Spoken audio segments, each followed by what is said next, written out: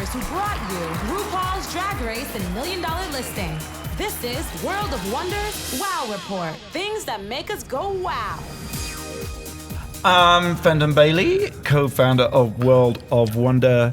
Joining me is, I always have to look at my script, make sure it really is you, Tom Campbell, our Chief Creative Officer. And welcome back, James St. James. Thank you. Yes, I'm back. Jimmy St. Jimmy. Yes, I had a lovely week away from everyone. You were in Page 6 recently, right? I was.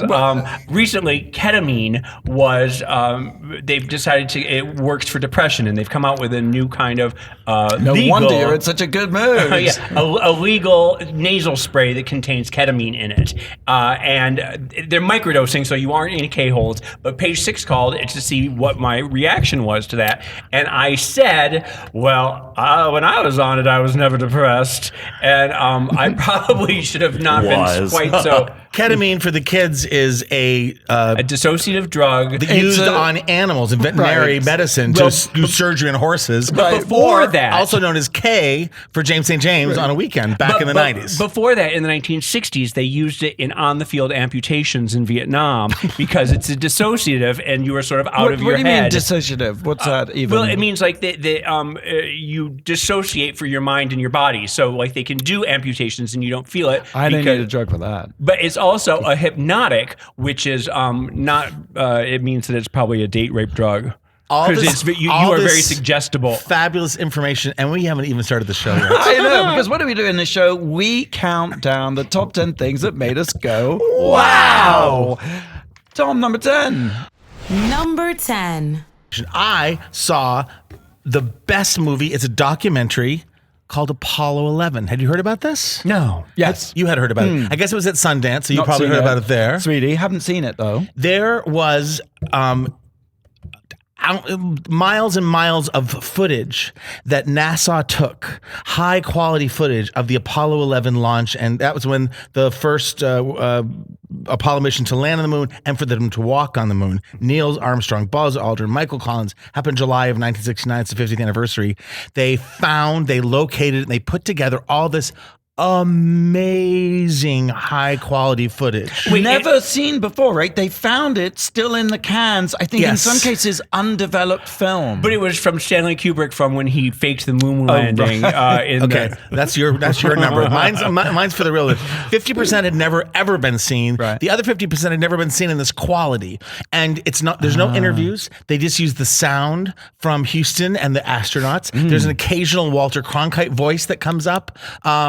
But it really is just the most. Doesn't drag? No, it mesmerizes. There are times when my mind would go off, only because it was, for me, so provocative. I was 6 years old. I was going to say, do you remember the moon landing? I was 6 years old. We were staying at our cottage with a bunch of other families. It was this group cottage, and there was a bunch of young kids, and we were watching there's no real TV at the cottage, so the antenna were up, and it was black and white and scratchy, and we're sitting at night waiting for him to land on the moon and to walk on the moon. And I remember my mother was like, yippee! And everyone else was kind of just stunned. And my mother was like, we should make noise, But it's the most beautiful.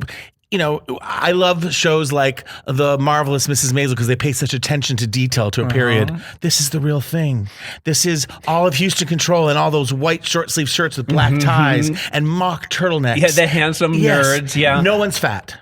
No one's fat. Interestingly, though, that is the first time in human history that we ever saw the planet. Oh, the graticule. Yeah. Don't they call it the graticule? Well, that happened earlier in 68, I think. Okay. But this was the first. They'd been around the moon and stuff, but it was still spectacular and new. And the other shots, and they do the whole thing, is the people in Cocoa Beach, the people that just would come and watch the launch.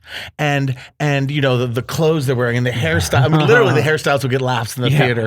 But it's so deeply moving because you realize how kind of as advanced as everything was, it was incredibly primitive.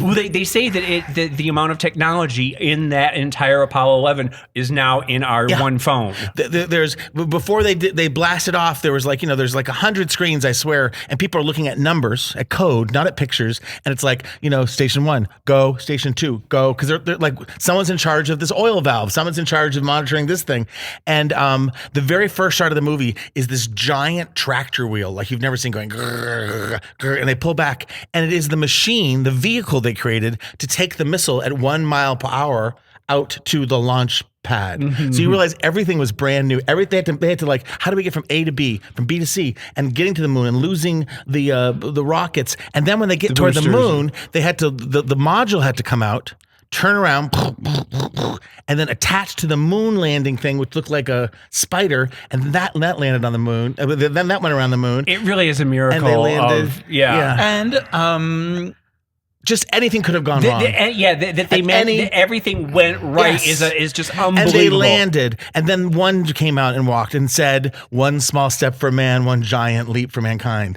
And everyone, and I've said this before, but I started praying around that time, and my mother taught me, "God bless Grammy, Grampy, Sito, Grampy, Mommy, Daddy, Amy, David, me, Aunt, Uncle Gene, Chuck," and then we'd add people on the end, and it was like, "And the men on the moon," because we were all praying for them. And there's even they go to Nixon for a speech, and it's Nixon going, and it's very still to it. It's like, "Hello, I'm calling you from the Oval Office." Yes. But it was this amazing, on planet Earth. Yes. And saying this historic call to know that you, with everyone in the United States and around the world, is proud of your. It was such a moment. It left me with such joy. Since I've seen it, I still have that goosey feeling. And I tell you all to run out and see it. Yes. But then I was sort of like, was that because it was all about optimism and all about hope, and the world was going to be a better place. Well, isn't it where we do these things not because they're easy, but because they're hard? Right? Isn't that the famous Kennedy? Yes, and then it ends with Kennedy's speech. I'm telling you, not a dry eye in the house. Wow. But now I've read articles where it's like, it was just the ultimate fuck you to Russia, and it was all about the Cold War, and we never really took the space program incredibly seriously once we got there. But just to soak in it, just go. I really do. I can't. Oh, you saw it at the theater? Yes. It's in select theaters now. And CNN produced it. Yeah. Our friends at CNN, but it's in theaters. It's supposedly in IMAX some places, which I can't. I would think I would wet myself. Anyway, Apollo 11, the documentary in theaters. Go, run. All right. Number 9. I am now a Vudu queen. I have forsaken Netflix altogether, and now I'm doing Vudu, VUDU, the streaming network that is all like a la carte. It's like new movies, TV shows, esoteric. It's a lot so of, you pay per thing that you watch? Pay per thing. No subscription. No subscription. Is it cheaper? Well, I not this week. No, I'm telling you something. I have really binged on Vudu. I watched a really fantastic movie called Lords of Chaos. I don't know if you know about this movie. It is directed by Jonas Ackerlund. Sky Ferreira. Sky Ferreira is in it. Yes, she Jonas is. Ackerlund is amazing. He's an amazing video director. That's why I know him from Madonna videos. We're going to talk about that in a second. Stripes. But it's based on a cult classic book that came out about 10 years ago about the Norwegian death metal scene, and which you think like it sounds like a punchline. Yeah, no, but it's true. And the Norwegian death metal scene was famous because they all burned down churches in Norway about 10 years ago. They would do satanic rituals, and they'd go to these 500-year-old churches and burn them down. And then eventually they started murdering each other, and it went absolutely batshit bananas and crazy. And Jonas Ackerlund is interesting because he's a Sweden. He's from Sweden. He's a Swede. He's a Swede, yes. And so he understands that Nordic mentality. And so he's the perfect person to do it. He's also famous for doing music videos, Ray of Light, Frozen, Britney Spears, Hold It Against Me. Hold It Against Me, yeah. Yeah. So he really is good at doing a rock and roll movie. Yes. Jonas, on a personal note, is he was attached to do Freak Show for about 3 years.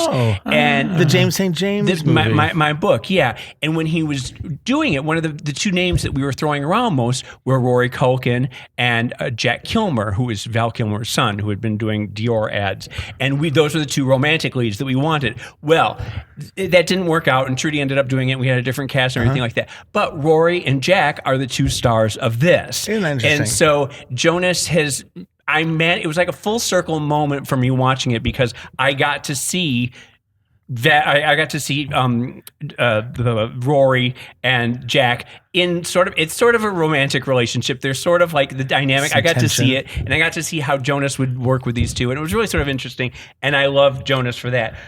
It's fascinating too. The book, I mean, the movie. These themes are about like how far you'll go for your art. You know, how far do you push your persona, your public persona, if you have this satanic? Because Rory is the character who's sort of conflicted about burning down churches and murdering each other and stuff like that. But the idea of, you know, how committed are you to your public persona, and just the themes. You don't really have to be a Norwegian death metal fan to Oh, good. to you know, like, it's just sort of like, what is an artist and how far do you go for your art? It's fascinating, and I really recommend checking this out. Did it feel like a independent film? Is it more? I mean, what's the vibe of it? Well, Jonas is he's absolutely. It feels like a music video, but it has enough of an independent vibe where it's a story that wouldn't be told by anyone else or by a major studio. And thank God for tour. It is. It's art, but it's just fascinating. Wonderful. And it's still in some theaters too, right? Is I it? didn't know Yeah. it was It's in on select Vudu. theaters now and on Vudu. Vudu. Yeah, so it's like I said, VDU, Rory right? Culkin is absolutely adorable, and Sky Ferreira is really fantastic too. Love her. Love her. And Jack Kilmer is quite a little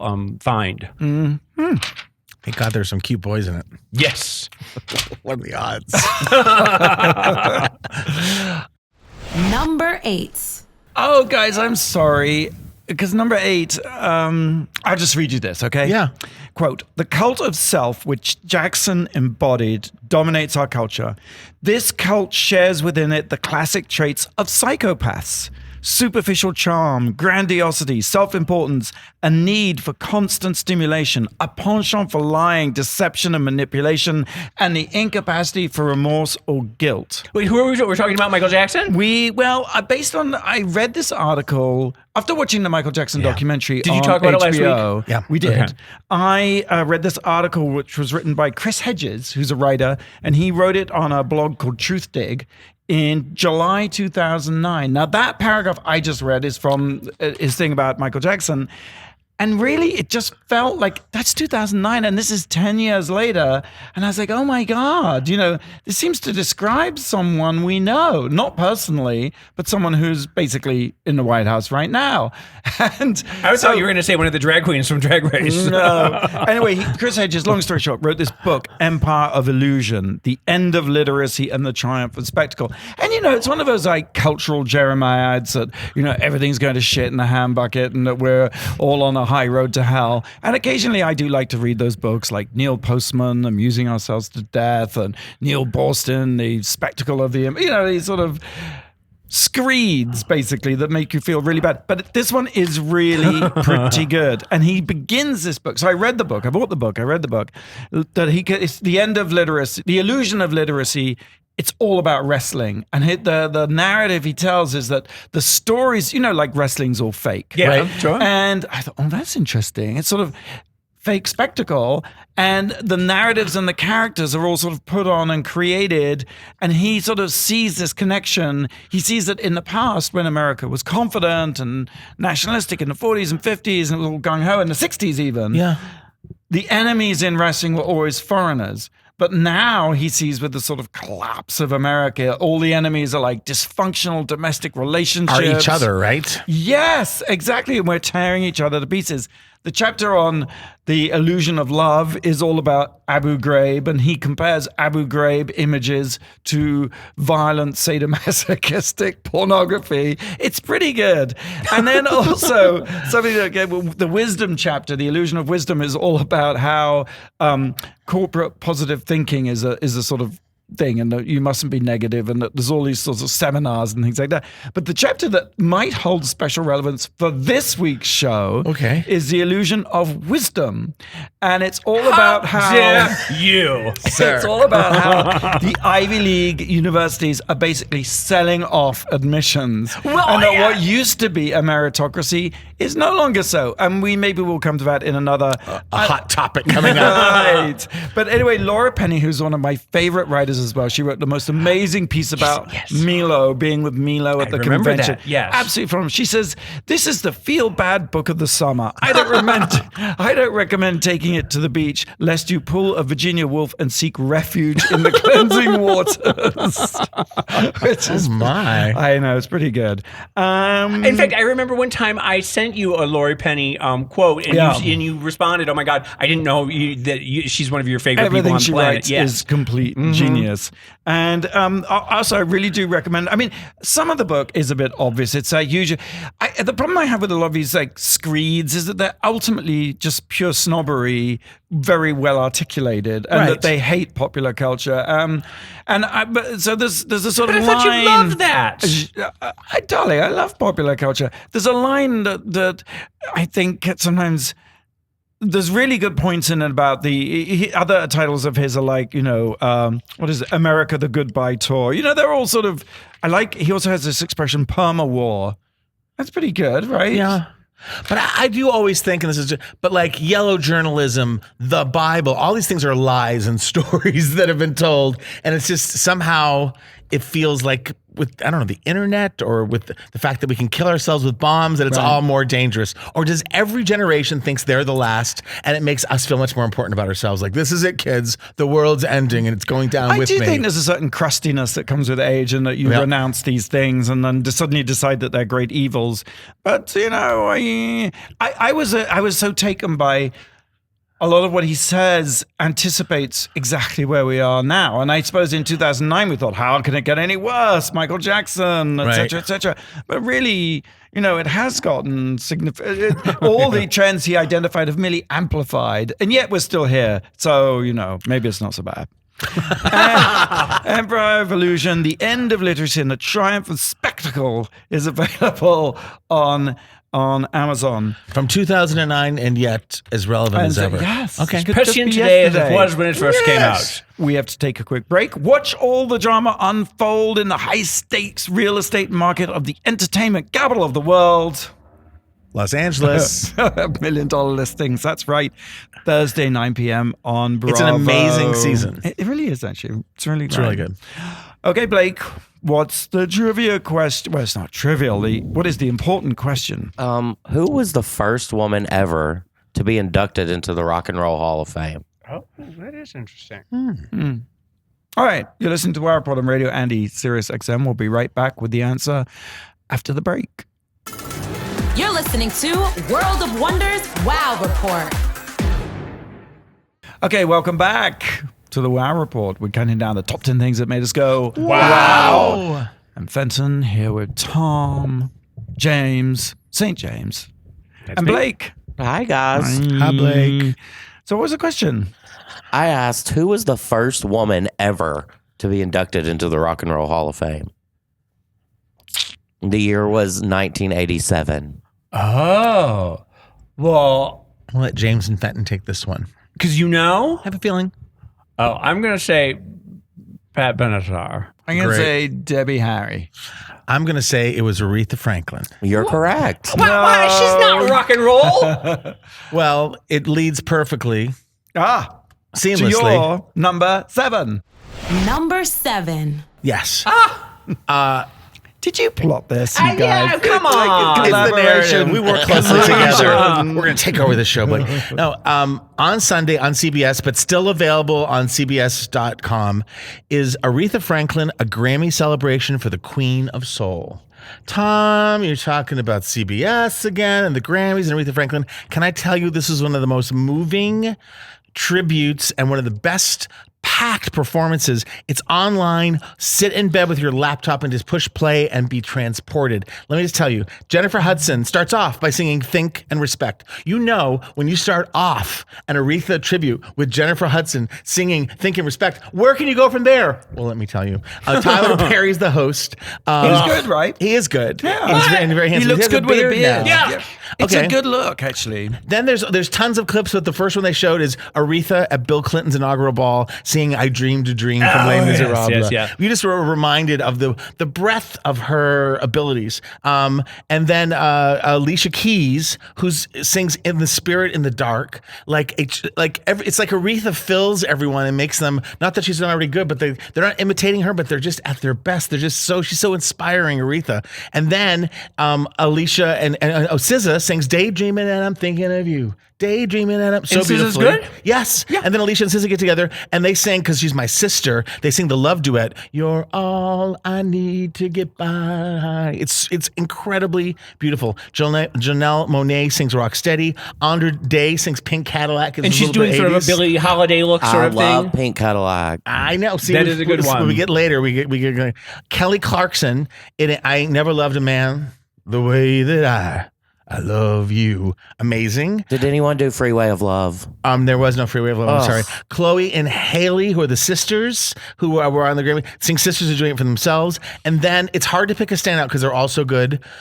But paying tribute to Aretha's civil rights work, she was family friends with Dr. Martin Luther King. Celine Dion sings "A Change Is Gonna Come." And in a room of the most prolific, soulful African-American viewers, Celine Dion, because she's a freak of nature, and I say that with love, is like channeling Aretha from another planet. Well, she just gets better and better and better, doesn't she? And she just sings it. There's not a dry house. People are weeping at Celine Dion. And they have a slideshow of Aretha and just of the civil rights movement playing behind it. So simple, so powerful. John Legend's there because he's everywhere and he's amazing. Brandi Carlile does "Do Right Woman, Do Right Man," which is fun because she's a lesbian. And then Fantasia and Rob Thomas sing "Knew You Were Waiting, Knew You Were Waiting." Love that one, yes. too. Mm-hmm. And there's Fantasia looks fantastic. Oh, she does. She's so beautiful. so then if She nothing, really does. She's coming to her own, right? Yes, Like, she is. in This some- is the best she's ever been. I have to tell you, because the very ending, and I made you guys both Yes. watch this. I went to you both because I Thank you. was watching and I get the chills and I start to cry because the finale, it's and there's so many more I performances. worry about that your talk neighbors sometimes because they just must hear you sobbing all night, every night. If they hear me sobbing, they know I'm alive. But the finale is "Natural Woman." And they put Fantasia with Alessia Cara, Brandi Carlile, and Andra Day. Now, at first, I'm pissed because I'm like, they keep putting Fantasia on these specials with other people. They don't highlight Fantasia's going to be in the show. It's John Legend. Blah, blah, blah. But she manages to steal focus no matter what. With so much, and some people With think grace. with so much grace. Yes. There was a this week on Saturday Night Live. Leslie Jones did a piece on the evening news on the Weekend Update, and she was telling about what funeral she wants. And she goes, I don't want, and he goes, I want J-Lo and A-Rod there, but J-Lo, you can't sing at my funeral. I want Fantasia. He goes, from American Idol. She goes, no, not white people's Fantasia. I want black Fantasia. The one eating chips in the back of the church and going, and we got some black Fantasia. But she's so gracious, Fantasia, and Natural Woman, and they must have decided ahead of time who sings which part, obviously. But when Fantasia sings, and she's wearing a little black skirt with a big black over-the-shoulder fur, she owns the stage. It's hard to say there's anyone who will replace Aretha because they won't. But if they literally ended on Fantasia singing "Woman, woman," that's how the special ends. I would like to see Fantasia go on to become the Aretha Franklin of our generation and beyond. I mean, she has the pipes to do it. Yeah. And Tom, the stage I know presence. you believe, and I think you're right. I Yeah. think she is that thing. And She you is her were own right worst- about Ariana Grande. You were right about Fantasia.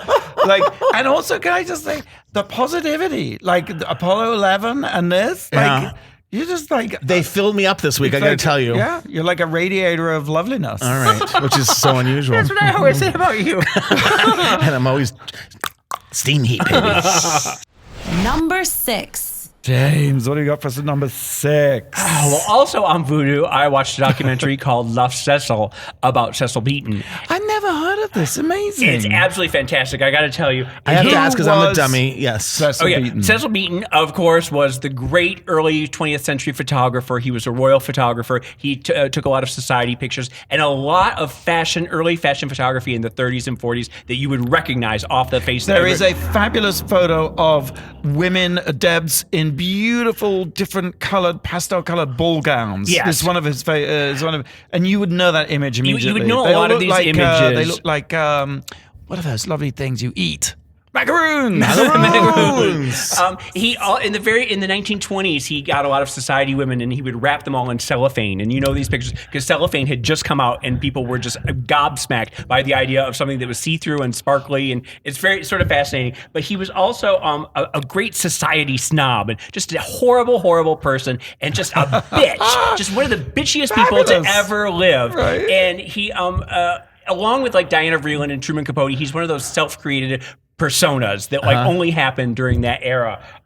He was an interesting thing. He was a photographer for Vogue, and he was also an author, and he would write little articles and draw pictures. And he drew a picture of this party, of like a party scene that was happening, and he had filled it with all these images and everything. And then he did this weird self-sabotaging thing where in the very bottom, in tiny, tiny letters, he wrote the K word. This is 1938, about Jewish people. Okay, and he wrote it in a little tiny. And then 1938, with the Nazis were taking over, and it was something that when Condé Nast saw it, he was sort of driven out of the fashion industry, driven out of society. He was like completely like persona non grata by everyone in the world. So they wrote. He wrote it on a picture, and they printed it in a magazine. Yeah, and they didn't know. The fact checker never saw it, and all of a sudden people started noticing that this word was in this article. So Americans were against Nazism in the 40s? It was a different time. Okay. So, but he did this weird, like, racist thing, and he was like, at the moment, he had been just taking pictures of the royal family. He was like on a real high, and he became persona non grata. And it wasn't until World War II when he started taking photos during the war. He enlisted in the war, and he would go to like the front line and take these gorgeous, gorgeous images of bloody soldiers and bombed out shelters that he staged like fashion shoots, and nobody had ever seen like beauty in war put together. And so then he sort of got his way back into the graces of society again. Does the documentary say he was sort of pro-Nazi? Was he really that? Well, he was just such a snob that he was sort of like a bitch, and he thought he was doing something funny and bitchy and catty, and it backfired on him. Well, later on in the 1950s, I'm sort of going all over the place, but he had an affair with Greta Garbo, and he's this massive queen. He's a huge queen, and she's a big lesbian, but they come together and they have this affair, and he takes all these pictures of her. This is after she's a recluse, and he takes hundreds and hundreds of pictures of her, and she says, you can use one of them in Vogue, and he self-sabotages. He puts 100 of them in Vogue, and she is furious, and she never speaks to him again. He does all these weird things when he's at the height of his career. He keeps fucking himself over, and it's fascinating because I want to just read this one quote to you. He hated Katharine Hepburn. He hated Elizabeth Taylor. He thought they were all common and beneath him. About Katharine Hepburn, he says...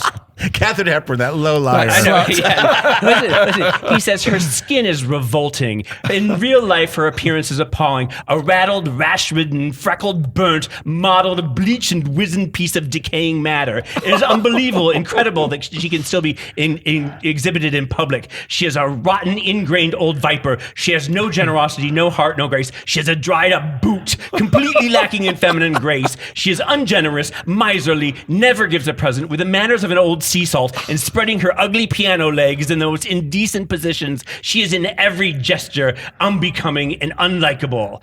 I hope to never see her again. And then about Elizabeth Taylor, he said she has heaving pendulous bosoms that look like an old Peruvian woman suckling her children.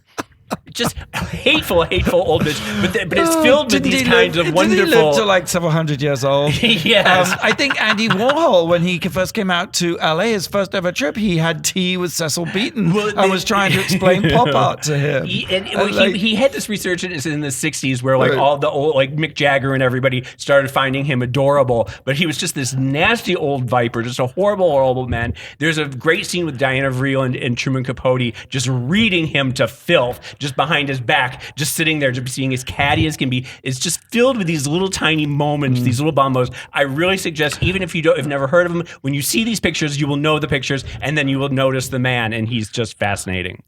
My parents gave me a book of his work when I was about 7 or 8 years old. What were they trying to say? That you were a little bitch. Right, with giant Peruvian pendulous breasts swinging like a... Yes, Love Cecil is streaming on Google Play, Amazon Prime, YouTube, and James's latest obsession, Vudu. Number 5. Hey, number 5. I watched Anna Paquin's Flack. Oh, how is it? It's a new series on Pop. Yeah. And if you live in LA, the pink and yellow posters are everywhere. They are everywhere. And she, Anna Paquin, is one of the EPs and the lead actress of. Okay, it's set in a PR agency, and basically they have to deal all the time with Naughty scandals celebrities. and covering things up. You know what? I mean, I thought it was so dark and twisted and such a bleak view of. I was really quite like I thought this will be fun, but this isn't like 10%. It isn't like Call My Agent. It isn't like Scandal or anything. This is it's like really dark. But and you like and that? Because I think it looks fascinating.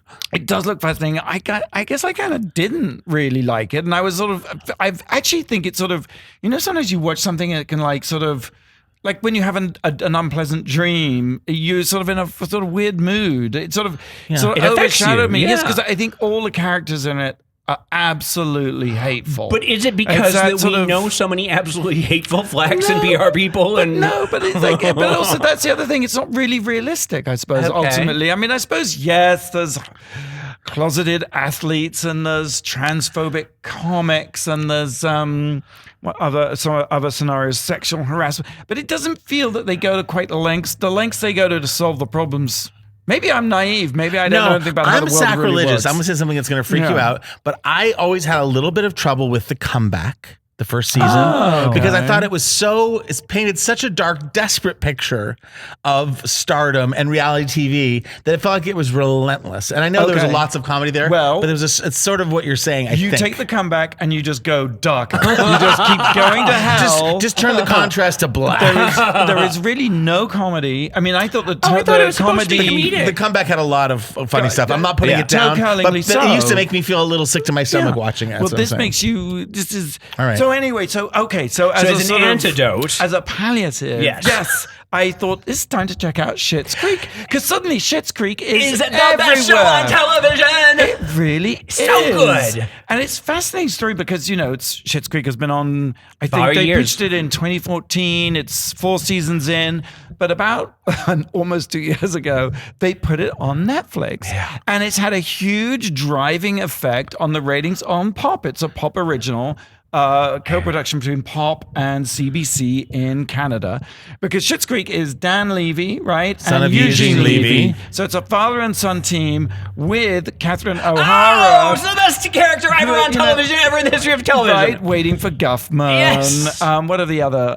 Best in Show. Best in Yeah, Show. yeah. Yes. And it's- Beetlejuice. Beetlejuice. And A Mighty Wind, of course. Of course. Of course, so that sort of, let's call it the Spinal Tap genre of. But this is Dan's show. He is the entertainment. showrunner. This But is his every vision. He single is. character is better than the last one. There is Yes. nobody who stands out, but because everybody has their moments. Everybody is fantastic in the I show. love it. It is so funny. And I years and years ago when we made our first show, Manhattan Cable, was it Made in the USA? Our second series, Made in the USA, which was all about public access around the States. And we would also we went to Atlanta and we did public access shows in Atlanta, the American Music Show, of course, but also we'd do stories. And at that time, Kim Basinger Yes. had just bought Brazelton. Sure. She had Right, she bought a town. And that was the inspiration for him, the sort of beginning point for Dan Levy with this idea of the Shits. They bought This a super town. rich, Super corrupt rich. family loses everything, Yeah. and they have the one thing they left, which was Schitt's Creek, was a town that town they bought as a joke. As a joke, yes. And they have to move there into the motel. And it's sort of the opposite of Beverly Hillbillies. It's sort of the Yeah. anti-Beverly Hillbillies. Yep. I remember thinking that first episode, it was so good, but I thought, well, how can you get more seasons? How can you get more episodes? Really? You And have the funniest people on earth. Every episode just builds and gets better and better and better. And I think the 4th season, I don't know if you've gotten that far. I have but not. I think it's the best season yet. And there are episodes where I sobbed like Tom Campbell watching Aretha. I was just sobbing like a little girl because they had like managed to mine so much emotion out of this very silly premise that they managed just to keep getting better and better. And this is a little thing for you, James. Catherine O'Hara's character, the wife, the mother, her style was inspired by Daphne Guinness. I read that. Yes, isn't that amazing? In one of the because every episode, the fashion is amazing. so over the top, so yes. fast. And the wig, she has a different wig every scene that she names each one. But apparently, the thing is that for the person who styled it, they make sure that none of the fashion is before they went broke. I mean, is after they went Hilarious. broke. So everything is pre 2014. It's like going to decades on Melrose. Exactly. And it's all come to Garcon and just crazy Margella and just fabulous. So if you like darkness, you can watch Flack Thursdays 10 p.m. on Pop TV. And then if you want something a little bit lighter, but also I think very profound and moving, you can watch Schitt's Creek on Netflix, which is also a Pop TV original. I love it. All right. A whole new batch of queens are competing on a brand new season of RuPaul's Drag Race Season 11, VH1. It's now on Thursdays. 9 p.m. Starts at 9. Right afterwards at 10:30, Untucked. Back-to-back 2 solid hours of Drag Race. And, you know, if you want to support Drag Race and you can't watch it that night, watch it the next 2 days because we get rated on that night. Yes. And the plus 3s, 3 days afterwards. And you can also watch it on Wow Presents Plus, by the way. Oh, that's right. Yes, Around the world. Our voice is going around the world. And you can sign up for that at wow-presents.com. Less than just one latte for a whole month. Just a latte. Less than a latte. Less than an Ariana Grande. Did you have one yet? I did. It's delicious. It is good, the foam. Oh, my God. Wait, what are we talking about? Ariana Grande with Starbucks has launched a drink. You've got to catch up on the old shows so you know what we're talking about, mister. And it consists of a lot of sea foam. Oh, it's, what is it? Espresso. It's dream foam. Could you It's talk about flat. the foam? It's like the moon landing. It's amazing. Anyway, All right. Blake's got our trivia question. Thank you. He's giving us a lot of this. I know. Hurry up. Wrap it up. So Cecil Beaton really hated Elizabeth Taylor and Katharine Hepburn. Which one did he say this about? She has a face that belongs to the sea and the wind, with large rocking horse nostrils and teeth that you just know bite an apple every day. Gosh. Well, I don't know. He's a regular Joan Rivers. You're listening to Wow Report on radio. Andy will have the answer right after the break. You're listening to World of Wonders Wow Report. Welcome back to the Wow Report. I'm Fenton here with James, Tom, Blake. Hi. What was our question before the break? Well, Cecil Beaton, who James talked about earlier, he had this to say about either Elizabeth Taylor or Katharine Hepburn. She has a face that belongs to the sea and the wind, with large rocking horse nostrils and teeth that you just know bite an apple every day. I think it's Elizabeth Taylor, but, you know. It's Katharine Hepburn, I think. I have to recuse myself because I know. Oh, and the answer is? Katharine Hepburn. Yes. Yes. It starts off okay. Sea in the Wind. That guy, a face that belongs to the sea in the wind. Yeah. And it starts to go downhill around the rocking horse. nostrils. Yeah. Oh my God. Yeah, that's where it starts to get darker. Okay. Number 4. Number 4. Tom. Guys, question. Oh, good God. Are you tired, run down, listless? Do you poop out at parties? Are you unpopular? The answer to all your problems is in this little bottle. It's not Vitamin, it's poppers. I, of course, was quoting Lucy from The Lucy Show, and the headlines all over, from the gay blogs to People Magazine, is that Lucille Ball was using poppers when she died. And how do we know? From the Reels new show, Reels, not Stars, not Epics, Reels, Reelz, and it's called Autopsy, the last hours of ...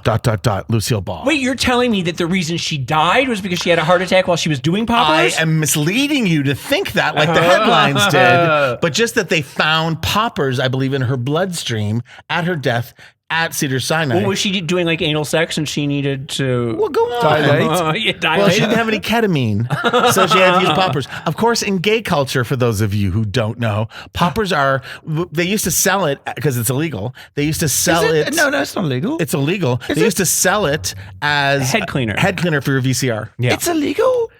Really? Is it illegal? When's the What last is time you now? bought it? Yeah. thought you could go- I think in the 70s you could buy it as head Probably, cleaner. like Yeah. everything. I think you can still buy it. I think you can go to But they the- don't market it as something to snort. Yeah. I don't think. Right. But it turns out that its original use was for people to sort of, because I believe people. I don't want to say this on the air. It's just going to Have have chest me. pains? For chest pains, but people use it for gay sex because it helps loosen up. a certain area. Yeah. But it also, I remember the first time I tried it, I was. That's why I did the topic so I could hear these things. Good. No, I think I was like 16 and I was at a gay. I had snuck into a gay club and someone just passed it to me on the dance floor. Yeah. And I like just went, okay. And he said, he put it up my nose. And all of a sudden I was just like, where am I? It's like you completely. All of a sudden you had a chair up your ass. Yeah, exactly. No, I was just sort of. I pray that doesn't make the clip on because your brain synapses are I'm like. hoping I do. I've never been in the clip.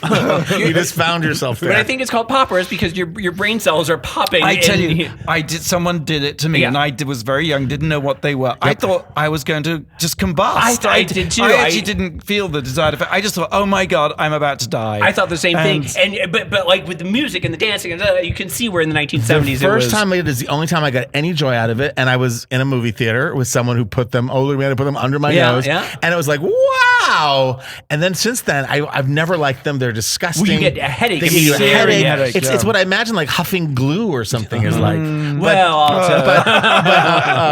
Talk about that's coming up. But Lucille Ball did poppers, so she popped out at parties, and she was probably having anal sex with Gary. And then no. They were saying that it actually was used to help, sort of open up your chest and things of that nature. I can't believe they're illegal. I don't know. I'll do more research. And the fact that she was in him, it's not what killed her, but it was in her bloodstream. And people witnessed her like playing bridge and something, going, oh, now I feel better. Because they can't kill you, can they?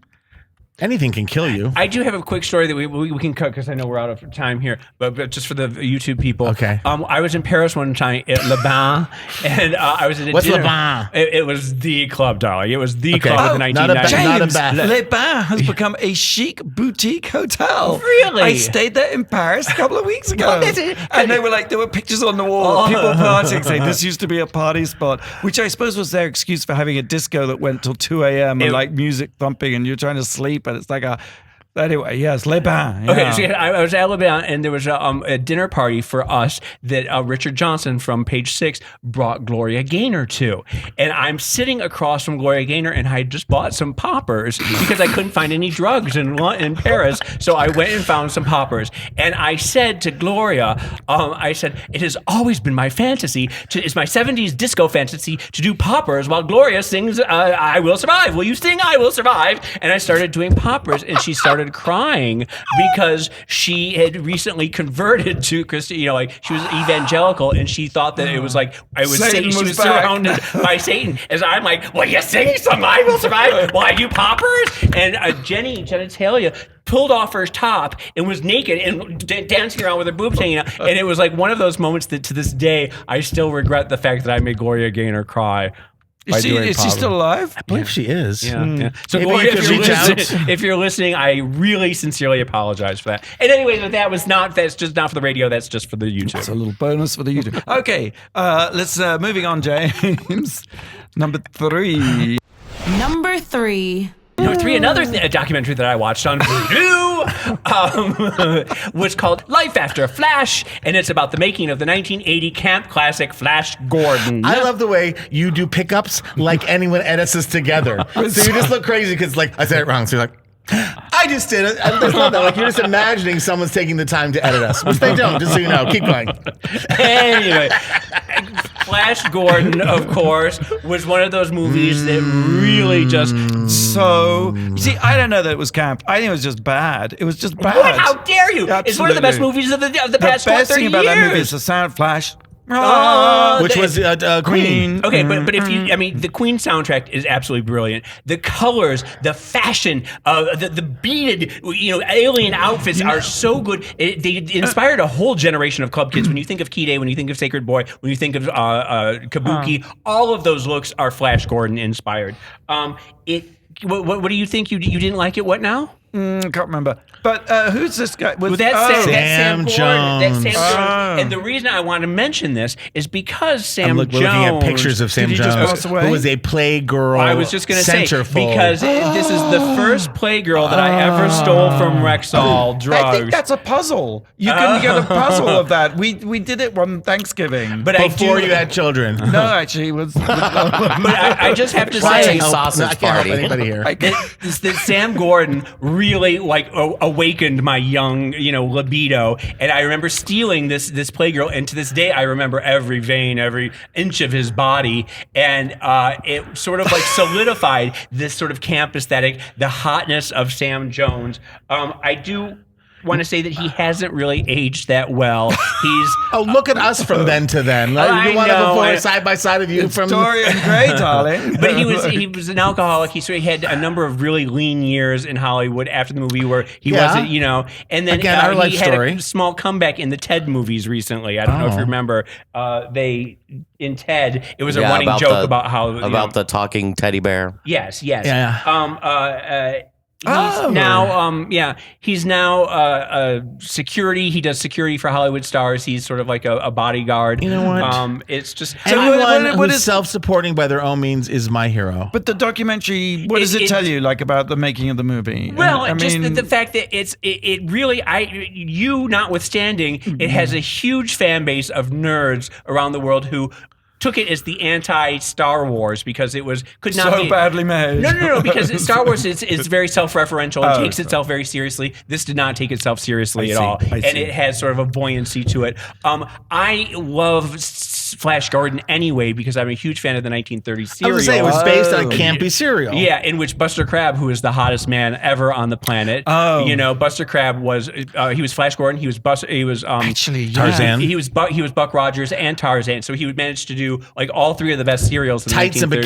bikinis, he did them all. And the thing about 1930s science fiction that is I've always liked more than 1950s science fiction is because they didn't have all the tropes that the 1950s had, and they were on such a shoestring budget that they had to just borrow whatever they could from what other sets. Yes. So the sets are always in outer space. They're always these Egyptian themed, Art Deco, biblical. They're all wearing biblical outfits. They really should go back to that. I love that idea. I love 1930s. You're onto something. Yeah, I think. And so I time and this, travel. Yep. This is like the 80s new wave version of 1930s.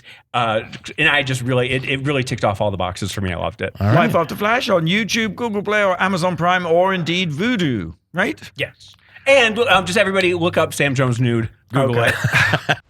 Number 2. For your own. Well, okay, I'm gonna elevate the tone a little bit here. Number 2. We'll see.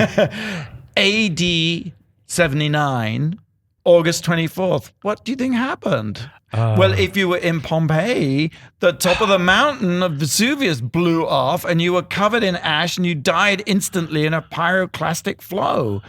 But I recently ticked off a bucket list thing. I went to Pompeii. I've never been in my life, and I just thought there was an opportunity fascinating. a few days to go. It was Question. fascinating. What's left?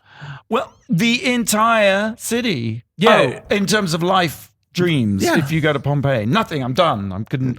No. Oh, the city. No, an entire city. You know, the is whole left. city The whole city. it was covered in ash, and it like was- instantly Right. An ancient Roman city of about 20,000 people, in fact, Was covered in lava. covered in lava, instantly preserved, and people amazing. are masturbating. Yes. They're having sex. They're Well- dogs that are eating and taking shits, and everything is like completely. If you go to the erotic museum, no, it's all there. It is. I've seen it. Well, that is. I have to say, there are a few. Well, I know you tried to elevate this. I'm sorry, but No, actually, you'd have been fascinated, James, because we went to the brothel, walking around the ruins, and the brothel is tiny. It is smaller than this studio, and they had like 5 stone beds. But apparently, there are a lot of brothels in Pompeii. In fact, the whole thing consisted really of there were brothels, there were fast food places, and then there were houses of the Vetti, and Fast and food? bath houses as well. well, I'm there. Sounds fun to me. So this is the part I should know, and I do know the story. But so they went in and chipped away all the lava, and it's left. The people are Yes. left. Oh, that's the best Sorry, bit. I'm The pyroclastic. No,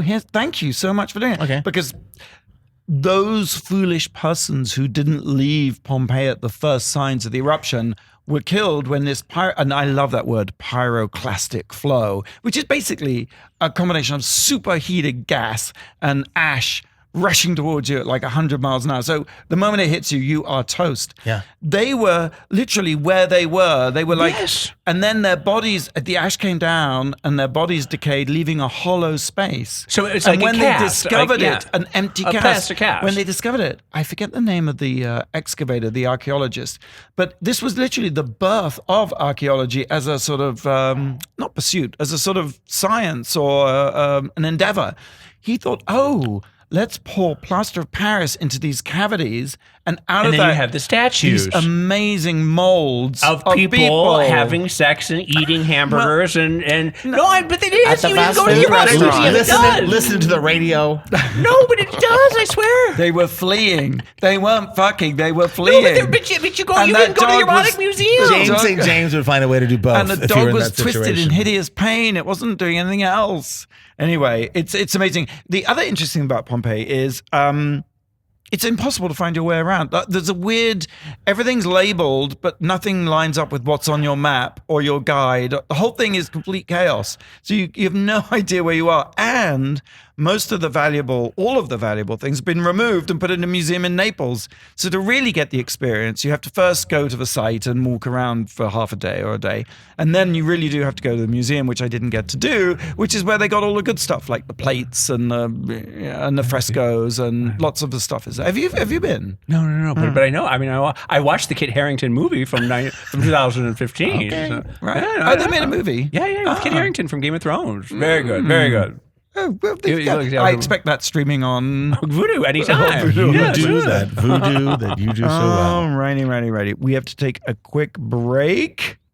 Get your wow goodies, including 5 brand new t-shirts at the World of Wonder headquarters here on Hollywood Boulevard, right next to RuPaul's Star. Is there a way to order them online? I'm so glad you asked. Store.worldofwonder.net. Sexy. We have to take a quick break, and when we come back, we'll reveal the number one thing that made us go, wow, this week. Thanks for the wow, James. Listen to radio. Yes, I know, James. Sorry. You're listening to Wild on Radio and SiriusXM. You're listening to World of Wonders Wow Report. Things that make us go wow. Okay, welcome back. You listen to Wow Report. What is the number one thing that made us go wow this week? Number 1.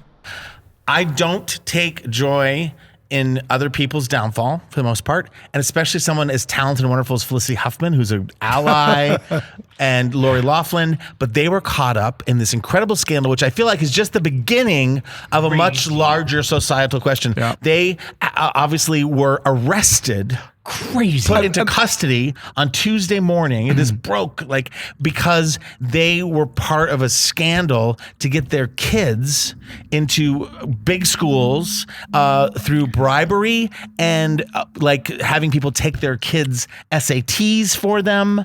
And supposedly the guy, I won't even mention his name, who's in charge of this. Oh, Singer. Yeah, thank you. He has this organization, so they can call him. He's made millions of dollars. They make it sound like the celebrities have played millions. They didn't. He's made millions, but I think Felicity Huffman paid 25 million. But Parents have paid Singer Yes. 25 million from 2011 for over 8 years, right? Yes. I mean, it's not. He would have coaches make up a whole profile of a student athlete that didn't exist. Devil's Yes. advocate. What's wrong with this? Because rich people are expected to donate to Ivy League colleges to get their children in. Well, Is that not the case? Immediately, there's been articles about Jared Kushner, whose father gave something like $250 million But to Harvard. that's something that has been happening forever and ever and ever. Which is legal bribery. This was illegal. And it's a fine line between legal and illegal, no? Well, is yeah, it- I know mean, it's a 'cause nuance. we all think that colleges are about meritocracy and you deserve to go there, and I have to say, to me, this is like ripping the scab off this intensity that I have witnessed from afar. You have your kids in the school system, younger, but the intensity in cities and all over this country of getting your kid in the right kindergarten to get their kid in the right school to get them in the But right devil's college. advocate here, though, is that someone like Felicity Huffman already has a leg up in getting her daughter or son into school because she's Right. Felicity Huffman and William H. Macy, and you want places like Harvard look to people like that to get it. They get priority over it. So why are Felicity and William H. Macy doing this? And Lori Laughlin's kid just went to South Cal University. It's not like it wasn't even like big schools. Yeah, it was something like that. Something It was that USC that everybody gets into. I mean, you just have to apply and you're in. I went to like why are you spending $500,000? I went to a friend's 50th birthday party a few years back, and I was sat at a table with a bunch of mothers. Some of them I knew, some I didn't, but they were all so deeply intense and saying like liberal people about what school their kids were in and rationalizing that this is an art school and they're not very good, but like they're so busy placing their kids in the right school to then get them to the right college. And it was like a conversation like I'd not witnessed, like the energy of it. And I just have to finish. And so I interrupted. They were like, we must be boring you. I'm like, no, I'm fine. I was really worrying on my posture and my pleasant face because I was so bored. And finally I said, listen. I went to Harvard, and I said, and I went to a public high school, and the conversation dropped. Their eyes were on me. They wanted to know. And I said, I wouldn't send your kids to college. I said, I would save all the money you're spending on tutors and lessons and bribes. I said, and I would send them to Europe every summer, and I would buy them a yogurt franchise that you give them at 25, so they'll be set up for the rest of their life. And they were like, at first they listened to me like, and they were like, fuck you. And they went back to their conversation. But it's sick. I mean, you can't cram everybody into the same thing. Unless you want to be like a doctor or have something that creates, I question, does everyone need to go to college? Not only does trade school, but like you want to be entertainment. Do you have to go to college? I also think the intense competition and fetishization of that competition has actually ruined the whole thing. And that's what Chris Hedges is talking about from the other side. He talks about the fundraising and the way the Ivy Leagues, they're really just trying to monetize. Yes. So the whole thing he sees it as a corrupt economy, and it's not really about opening minds. And his whole issue is actually you go to these places now, and they're not asking the big questions. They're sort of commodifying you, monetizing you, make you become a lawyer, make you become a doctor. There's no the idea of education in a larger sense of asking the big questions. Interestingly, because Lori Laughlin's daughter has a YouTube, Instagram sort of star, and she is famous for going around campus saying, I really don't care about college. I'm just here because I want to go to the parties and want to go to the football games. Well, she made a video saying that. She says that all the time in her videos, and it's sort of like your Lori, your mother mother paid $2.5 million to do this, and that's your response. And I know Fenton, when my sister's kids were going to school, the competition to get them into the best preschool, the best preschool, and then to get them into Wagon Wheel and the little red schoolhouse and everything. And if you don't do that, then you're just ruined by the time you're 5 years old. Yeah. You have no future. And also, isn't it something? I think it's something that ends up being more for the parents than the child. Yes. So the parents can say, "My child goes here, my child goes there." It's a status thing. And didn't you notice that with Nolan? Didn't you have to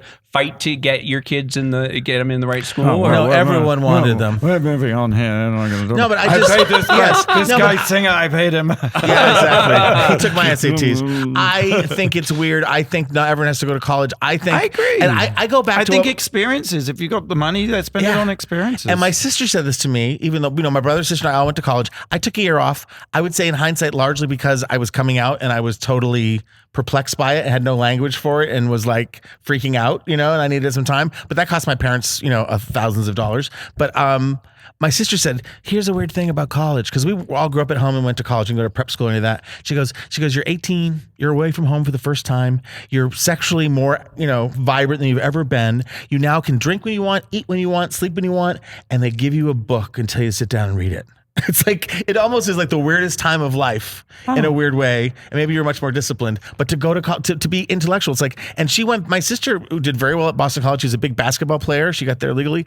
And then she went on and she went to extension school at Harvard and got like 4.0s, but like in her 30s, she was just like, cause she was hungry and thirsty and learned so much. So she did both. But I think it's interesting that you have to do it then, you have to, But by the same token, I took 9 months off between high school and college, and I probably shouldn't have. I should have probably gone straight into it, because after the 9 months, I was sort of like, did not feel like going back to school. Right. But if I had gone straight into it, I probably would have stayed a little bit longer. Look at you Okay, good point. No, I mean, obviously, different strokes for different folks, but the intensest that caused this kind of cheating to get your kid in the right school. Well, I think is that's a messed up. tragedy. I think it's a tragedy. And I think everybody loses, actually. That's all we got time for. Thanks for tuning in to the Wow Report on Radio Andy Sirius XM. Hey, guys, RuPaul's Drag Con is only 10 weeks away. James, do you have your tickets? No, but I just got my drag queen merch. I just got it all settled this weekend. I know you're going to be selling Party Monster pins, I gather. am. You're going to Yeah. be rich, I tell you. Yeah. So that's May 24th, 25th, 26th at tickets available, RuPaulsDragCon.com. At the LA Convention Center in Los Angeles, Thank California. you. Yes. All right. Same place, same time next week, right? Yes, Until let's then, do it. go out and do something that makes the world go. Wow. And look for the butterflies if you're in LA. It's crazy, isn't What's- it? what? Billions and billions of butterflies everywhere you look. They're all coming up from Mexico right now, and there's like literally a Painted painted butterflies. lady butterflies, and they're everywhere you look. Wait, stop. You just... What? No. Wait, look, go outside. Go outside. They're everywhere. It's insane. Like, look, literally, when we were at lunch, Blake, when we were at lunch, they were like swarming at us. I was just moths. I was like, ew. But then I look closer, and they're actually everywhere. What are they called? Painted lady. Painted lady butterflies, and they're everywhere you look, and it's absolutely insane. It's like the end of the world. Did it make you go, Wow. nice tie up?